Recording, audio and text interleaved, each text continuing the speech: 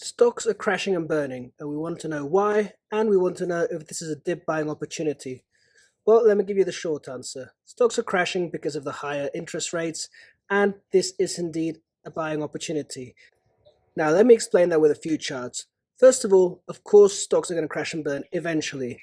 We've had unprecedented monetary stimulus, we've had the most inverted yield curve in history, and banks are completely dependent on Federal Reserve monetary policy. But with that said, are stocks going to crash and burn right now? My guess is not, and here's why. The first chart we have to look at is the 10-year interest rates, right? So a big reason why stocks have been coming down in the last few days is because of this big rally in interest rates, right? As rates go up, that has a negative impact, first of all, on liquidity, and it makes overall valuations lower for equities. But what can we expect moving forward? The way I see it, if we look at the 10-year chart right now, we can see that we're completing Elliott wave impulse from the lows back in 2021. Now we can see that we have formed a new high and we have met the necessary requirements for a top in a wave 5, which are in this case the inverse 1.272 extension of our wave 4. Now we could extend into the 1.618 extension, so we could see the 10-year rates reach around 4.9%, but at that point I'd expect a significant reversal. Now, first of all, obviously, this is due to the fact that we would have completed an impulse at an Elliott wave structure, but also we can see that the RSI in the weekly chart is nearing oversold levels, and in each of the previous 3 instances where this has happened, we've had a retracement.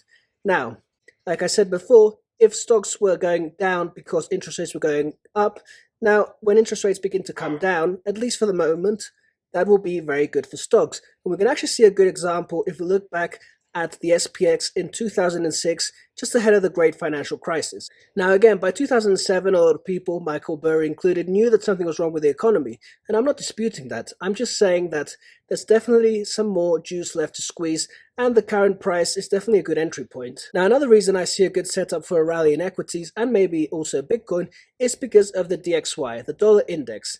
Now this index shows the strength of the US dollar, and as we can see, it's just posted green candle after green candle. But once again, looking at the current structure and also at the RSI, we can see that we're nearing overbought levels and we should be completing a wave B, which could target about the 50% retracement of the first impulse we got down. Now to wrap up, let's look at the Elliott wave chart. Now first of all, if we zoom out, I see us completing a wave 5 within a much larger structure. We can see this is actually an ending diagonal where each of the waves is made up of an ABC structure. Of course, once we bottom in this wave 4, we should see a strong rally in a wave 5, which should take us to new all-time highs. Now again, there's a lot to be worried about with the economy eventually, but not right now. Unemployment is still very low.